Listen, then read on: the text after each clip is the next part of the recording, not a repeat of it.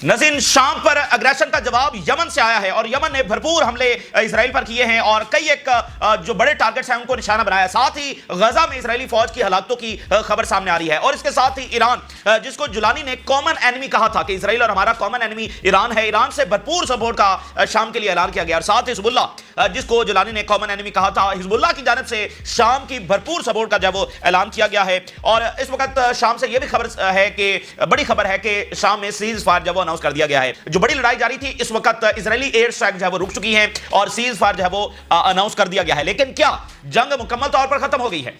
तो ऐसा नहीं है, बदकिस्मती के साथ ऐसा नहीं है। और जो टर्म्स मानी गई हैं उसके साथ इजरायली अग्रेशन के नए रास्ते जो है वो खुल गए हैं। और इसके साथ दूसरी बात यह है कि इजराइल ने जिस तरह से अपनी इस अंधी ताकत का इस्तेमाल किया है, एक रैकलेस अंदाज के अंदर इस अपनी जो वॉर मशीन है उसको इस्तेमाल किया है to bomb one country after other, जिसको ईरान के फॉरेन मिनिस्टर ने कहा कि विच कैपिटल इज नेक्स्ट। अब अगला कौन सा कैपिटल है जो इजरायली अग्रेशन का निशाना बनेगा? क्या अगला कैपिटल बगदाद है? कौन सा अगला कैपिटल? तो इस तरह से इजराइल ने बेसिकली एक और स्ट्रेटजिक मिस्टेक की है अपने ही इत्तेहादियों पर हमला करके। ये सारे ममालिक हैं, ये इजराइल के साथ एक तरह से इनकी अंडरस्टैंडिंग है और ये जो जुलानी की गवर्नमेंट है ये तो सबकी मुत्तफिका गवर्नमेंट है, उसके ऊपर हमला करना ये बहरहाल एक स्ट्रेटजिक मिस्टेक थी। यानी ओवरऑल तो इजराइल की एक ताकत नजर आई है, लेकिन असल में ये उसकी सबसे बड़ी फुलिशनेस है कि उसने अपने इत्तेहादी पर हमला किया। और इससे एक और बड़ी तब्दीली मिडल ईस्ट में आ रही है। ईरान जंग, पहले गजा से, फिर ईरान जंग से, अब शाम से, कि जो बहुत सारी मिडल ईस्ट की जो रियासतें हैं उसकी जो फॉर्मर लीडरशिप है जिन्होंने इजराइल के साथ जंगें लड़ी हैं, वो इस बात को अंडरस्टैंड करते थे कि असल खतरा उनको इजराइल से है और अगर मिडल ईस्ट में अमन नहीं हो सकता तो इजराइल की वजह से नहीं हो सकता। लेकिन जो मौजूदा लीडरशिप है जिसने रिप्लेस किया पिछली लीडरशिप को, वो ये समझती है कि नहीं, असल खतरा ईरान से है। ईरान ही वो मुल्क है जिसकी वजह से मिडल ईस्ट में अमन नहीं हो सकता और हमें असल खतरा ईरान से है। तो अब उस आइडियोलॉजी के अंदर, उस रवैये के अंदर बहरहाल, उस सोच के अंदर बहरहाल तब्दीली आई है। गजा जेनोसाइड से, फिर ईरान पर हमले से और फिर अब शाम पर हमले से, कि असल तो इजराइल है जिसकी एक अनचेक्ड एक वॉर मशीन है जो चलती चली जा रही है, एक के बाद दूसरे मुल्क के ऊपर बिला जवाब सिविलियंस को मारती चली जा रही है। अब सीरिया ने क्या किया था? अनप्रोवोक्ड अटैक वहां पर हुआ और फिर सेक्टेरियन वायलेंस को वहां पर आवाज दी गई। तो ये बहरहाल एक बड़ी तब्दीली है जो मिडिल ईस्ट में आ रही है। तो इस तमाम डायमेंशंस के ऊपर जो हम बात करेंगे। अच्छा, यमन से हम जरा हेडलाइंस आपके सामने रखते हैं। जब इजराइल बम बरसा रहा था गजा पर और शाम के ऊपर, तो उसका जवाब जो है वो यमन से आया। शाम से तो एक गोली भी नहीं चली इजराइल के खिलाफ, अलबत्ता जवाब जो है वो यमन से आया है और यमन ने रिस्पॉन्ड करते हुए 4 मेगा ऑपरेशंस किए हैं जिसमें ड्रोन्स इस्तेमाल किए हैं और जो हैवी बैलिस्टिक मिसाइल्स हैं वो इस्तेमाल किए हैं और पूरा इजराइल जनाब अली सायरन से गूंजा है। और इनको पहले तो लगा कि कहीं लेबनान और शाम से हमला हो गया है, लेकिन बाद में पता चला कि नहीं, ये तो यमन से हमला हुआ है और मिलियंस ऑफ इजरायली जो है वो उनको शेल्टर के अंदर जाना पड़ा है। एयरपोर्ट्स और बंदरगाहें ये सारा निशाना बनी है। वो कह रहे हैं कि हमने 4 मिलिट्री ऑपरेशंस किए हैं जिसमें बेन गोरियन एयरपोर्ट को निशाना बनाया है, जुल्फकार बैलिस्टिक मिसाइल्स इस्तेमाल किए हैं। इसके अलावा इलात की जो बंदरगाह है उसको निशाना बनाया है, फिर मिलिट्री टारगेट इन अल नकब उसको जो है वो हिट किया है और 4 ड्रोन जो है वो सिर्फ बेन गोरियन एयरपोर्ट के ऊपर दागे हैं, जिसके बाद जो फिजाई ट्रैफिक है वो मुअत्तल हुई। 4 ड्रोन उन्होंने बेन गोरियन एयरपोर्ट के ऊपर दागे। Israeli military and Yemeni Houthis continue to trade fire, लड़ाई जो जारी है। अच्छा, तो that is the way to deal with Israeli aggression. Israeli aggression से निपटने का बस यही रास्ता है और ईरान ने भी यही रास्ता इख्तियार किया और इसलिए आपने देखा कि इजराइल सीज फायर के लिए फिर भागा है। अच्छा, इलात की जो बंदरगाह है उसके बारे में आज खबर आ रही है कि वो मुकम्मल तौर पर शट डाउन होने जा रही है, मुकम्मल तौर पर शट डाउन होने जा रही है। Eilat port shut down due to debt red sea blockade. अब वो कर्जा इतना चढ़ गया, वो इंतजार कर रहे थे कि ये दोबारा से बहाल हो जाएगी, लेकिन अब वो मुकम्मल तौर पर उसको शट डाउन करने जा रहे हैं। Eilat port will shut down after massive debt and Yemen red sea continuous blockade slashed revenue marking a major economic blow to Israel. ये एक बड़ी अचीवमेंट है जो यमन ने हासिल की है, यानी इलाक की जो पोर्ट है मुकम्मल तौर पर बंद होने जा रही है। तो इससे मेजर इकोनॉमिक धचका जो है वो इजराइल को लगा। तो ये सब जो है वो यमन ने अचीव किया। तो यमन का किरदार जो है वो बहरहाल याद रखा जाएगा, उनका भी याद रखा जाएगा जो अपने महल्लात में इस आइडियोलॉजी के तहत बैठे रहे कि अच्छा अब वो हम क्या करें भाई, इजराइल ताकतवर इतना है। तो जेनोसाइड उनके अपने रीजन में अपने लोगों के साथ होती रही, वो इसी आइडियोलॉजी के तहत बैठे रहे कि अच्छा अब हम क्या करें। तो उनको भी याद रखा जाएगा और हमास को भी और हिजबुल्लाह को भी और हुतीज को भी। अच्छा, गजा की जो रेजिस्टेंस है उसने हमले किए, ये उधर इजरायली फौज अभी भी वो निकाल रहे हैं गजा से, उधर गोलान हाइट्स की तरफ भेज रहे हैं। तो रेजिस्टेंस ने हमले किए, एक इजरायली फौजी मरने की इत्तला आ रही है, 2 शदीद जख्मी हैं। Israeli media, 1 soldier killed and 2 seriously injured when a tank was targeted with explosive device east of Gaza। तो ये एक इब्तदाई रिपोर्ट के मुताबिक इजरायली मीडिया ने कंफर्म किया, एक फौजी मारा गया, 2 जख्मी हैं। तो उधर दोनों जो बड़ी पार्टीज हैं, अल्ट्रा ऑर्थोडॉक्स और शास पार्टी, वो निकल गई है, और इधर इजरायली फौजी जब मरते चले जा रहे हैं तो जाहिर है कि नेतन्याहू की गवर्नमेंट बिल्कुल धारने पर है। और उसका एक बड़ा सबूत यह है कि कल हमने देखा अनप्रेसिडेंटेडली, अनयूजुअल, कि जो अमेरिकी एम्बेसडर है वो कोर्ट रूम में पहुंचा हुआ था उस नेतन्याहू को सपोर्ट करने के लिए जो जेनोसाइड कर रहा है, वॉर क्रिमिनल है, और उसके खिलाफ अंदरूनी तौर पर बड़े सबूत हैं जिसके ऊपर उसका ट्रायल चल रहा है। अमेरिकी एम्बेसडर वहां पर पहुंचा हुआ है, तो आप अंदाजा कर सकते हैं this is the last days of American empire. बिल्कुल वो लेजिटिमेसी उसने खो दी है, और बिल्कुल मतलब जो उसकी क्रेडिबिलिटी है या एक साख है वो डैमेज मुकम्मल तौर पर। तो ये अमेरिकी एम्पायर भी बहल। अच्छा, अब सीरिया से जो सूरत हाल है, शाम में इसराइल ने खौफनाक बमबारी की, स्वेदा से निकलकर जो जंग है वो दमिश्क तक पहुंची, और सदारती महल के ऊपर हमला किया गया, डिफेंस मिनिस्ट्री के ऊपर हमला किया गया, और इस हमले के साथ ही मुकम्मल जंग जो है वो डिक्लेयर कर दी गई। जो फुल स्केल वॉर है वो डिक्लेयर कर दी गई। पैलेस के ऊपर अटैक, बड़ा हिस्टोरिक पैलेस है, उसके ऊपर अटैक किया गया, डिफेंस मिनिस्ट्री पर अटैक किया गया, जिसमें सिक्योरिटी फोर्सेस के लोग जो है वो मारे गए। 24 घंटे तक ये फुल स्केल वॉर चली है। यानी इससे पहले स्वेदा में और आगे पीछे जो झड़पें होती रही हैं, सेक्टेरियन वायलेंस होता रहा, उसमें सैकड़ों लोग एग्जीक्यूट हुए। बहुत ज्यादा एक ब्रूटल वो सारा मामला था। वो झड़पें कई दिन चलती रही, लेकिन जो फुल स्केल वॉर है वो 24 घंटे तक जो है वो चली है। और ओवरऑल ये शाम के लिए एक ब्रूटल और खौफनाक चैप्टर था। बहुत सारे जो शाम के लोग हैं वो डिस्प्लेस भी हुए, और जो वायलेंस वहां पर देखा गया, पहले एलावाइट्स जो कोस्टल लाइन के ऊपर रहते हैं, और अब सदरन सीरिया के लोगों ने एक सेक्टेरियन वायलेंस देखा, तो बड़ा ही ब्रूटल चैप्टर था।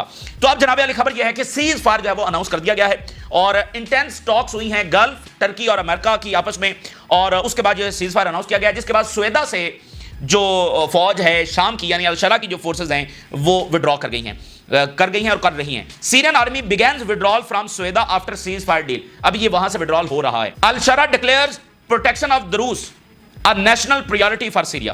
तो सीज फायर हो गया है, लेकिन मैं आपको बता दूं कि war is not over. Ceasefire हो गया है but the war is not over, और वो किस तरह से जंग अभी खत्म नहीं हुई है, बल्कि इजराइल के लिए यहां पर नए रास्ते खुल गए हैं अग्रेशन के। वो मैं आपके सामने रखता चला जाता हूं। खबरें पहले देखते जाइए, फिर इसका ओवरऑल जो एनालिसिस है कि आगे क्या होने जा रहा है वो हम आपके सामने रखेंगे। ईरान से भरपूर सपोर्ट का ऐलान कर दिया गया है शाम के लिए, और यही चीज सीखने की जरूरत है गल्फ को भी, टर्की को भी, और जुलानी साहब को भी।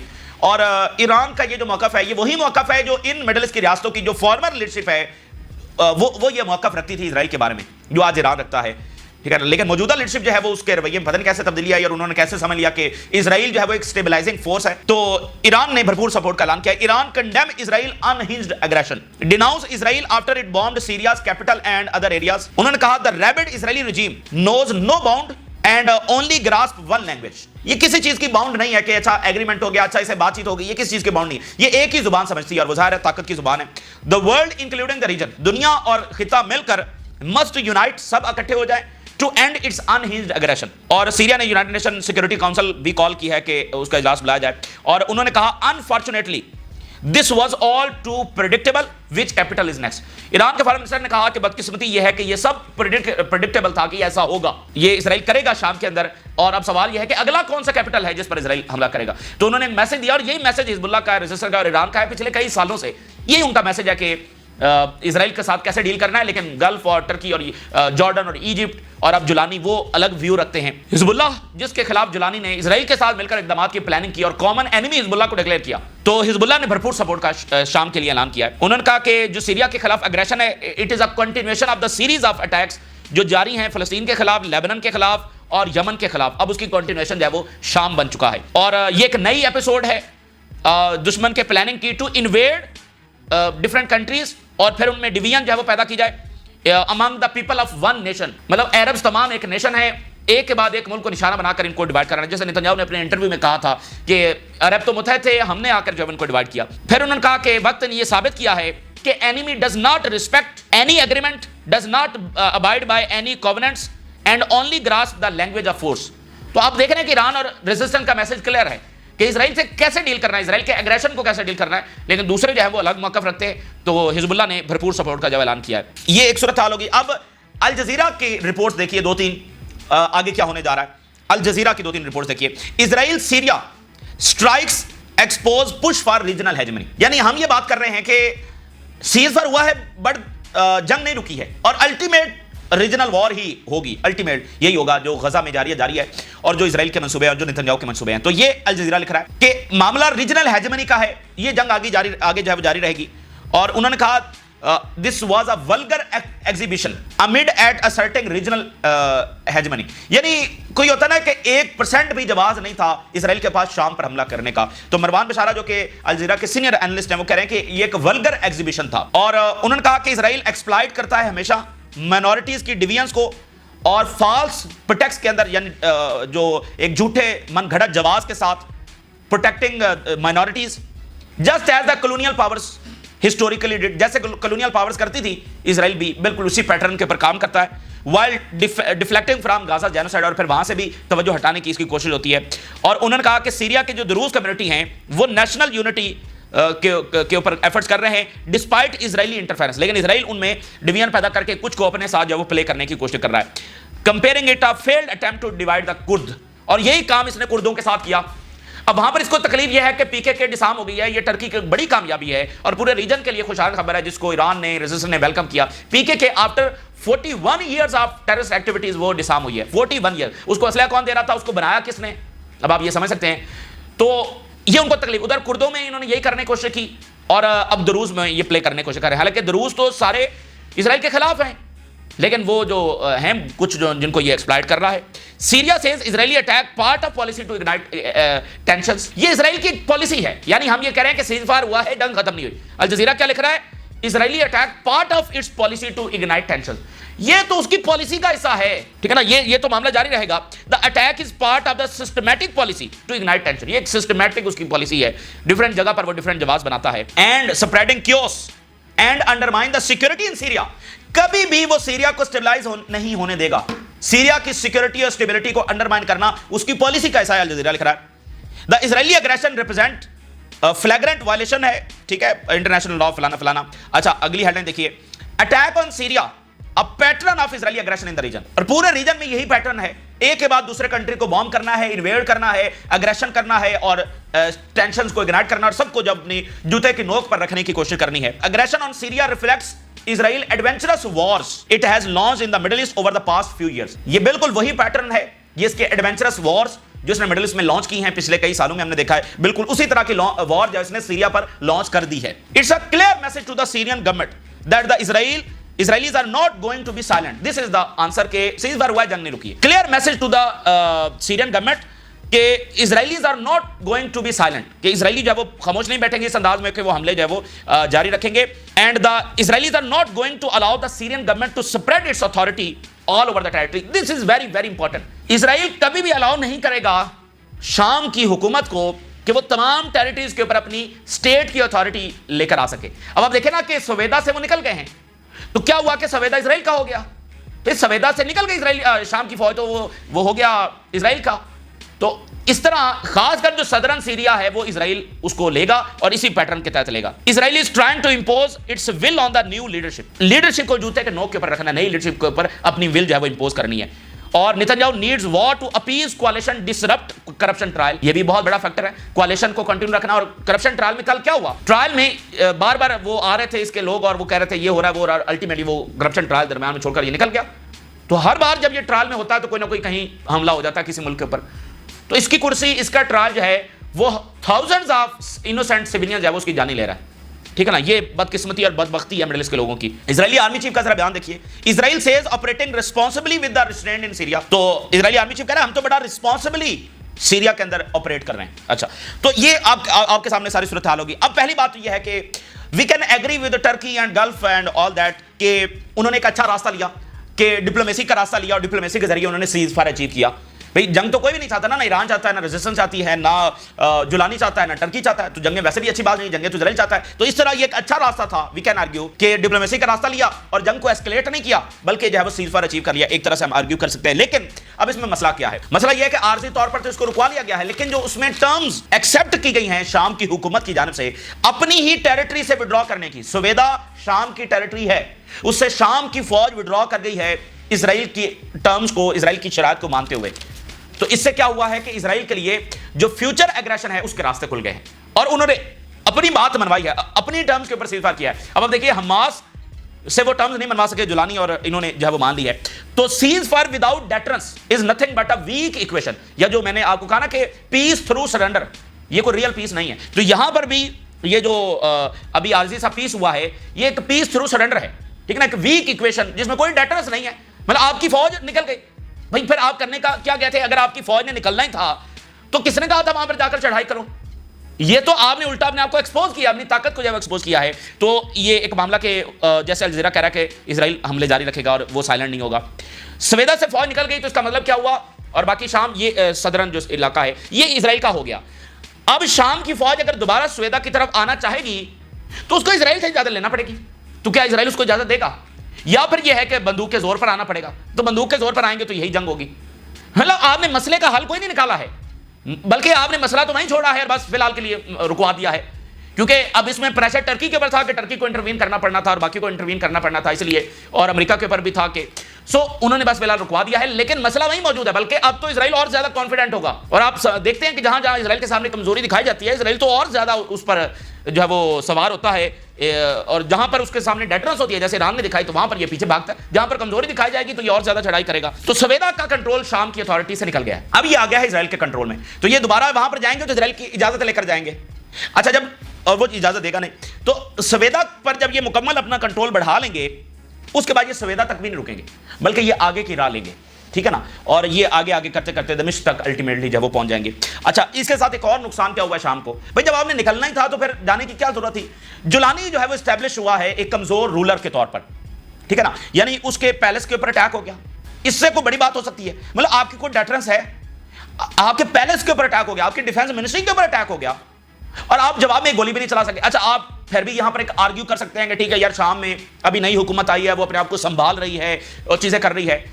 अच्छा ठीक है, आप आर्ग्यू करते रहे, लेकिन आपका सामना इजराइल से हो रहा है जिसने आपके ऊपर जंग मुसल्लत कर दिया। और जब वो दाखिल हो रहा था तब आप उसके हक में स्टेटमेंट दे रहे थे आपके इलाकों पर जब वो कब्जा कर रहा था, ठीक है। और अब वो मजबूत होकर वहां अपनी कदम जमा कर बैठ गया, तो जंग आप पर मुसल्लत हो चुकी है।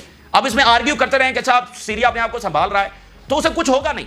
तो जुलानी ने अपने आप को जो है वो यहां पर कमजोर लीडर के तौर पर साबित किया है। जैसे अल जज़ीरा ने कहा कि इजराइल ने अपनी विल जो है वो शाम के ऊपर, जुलानी के ऊपर जो है वो इंपोज की है। और फिर अगली बात यहां पर देखिए कि गारंटर कौन है इस सारे मुआहदे का? गारंटर कौन है?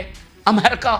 तो अमेरिका इसका गारंटर है, जैसे वो लेबनान में गारंटर था, जैसे वो गजा के सीज़फायर का गारंटर था, ठीक है। तो और फिर अमेरिका ने तो रिक्वेस्ट की, अमेरिका की जो स्टेटमेंट आई कि हमने दरखास्त की है इजराइल से, जरा मेहरबानी फरमाए, तो इसका गारंटर जब अमेरिका, अब इससे भी आप समझ सकते हैं। तो गल्फ और टर्की जो हैं वो इस वक्त हैप्पी हो सकते हैं और काफ़ी अच्छा फील कर सकते हैं कि देखें हमने अचीव कर लिया। और उसी मेथड के तहत, उसी आइडियोलॉजी के तहत, एक आइडियोलॉजी यानी गल्फ और टर्की और बाकी जॉर्डन इजिप्ट की है, एक है ईरान और रेजिस्टेंस की, कि इजराइल से डील कैसे करना है। तो इन्होंने डील किया, जैसे अमेरिका को कहा कि यार मेहरबानी करें, तो अब वो हैप्पी हो सकते हैं। देखें ये मेथड काम करता है, इसी मेथड के तहत हमने जंग रुकवाई है ना, तो ये तो मेथड काम करता है, तो वो इस पर हैप्पी हो सकते हैं। लेकिन असल में दे आर मिस्टेकन।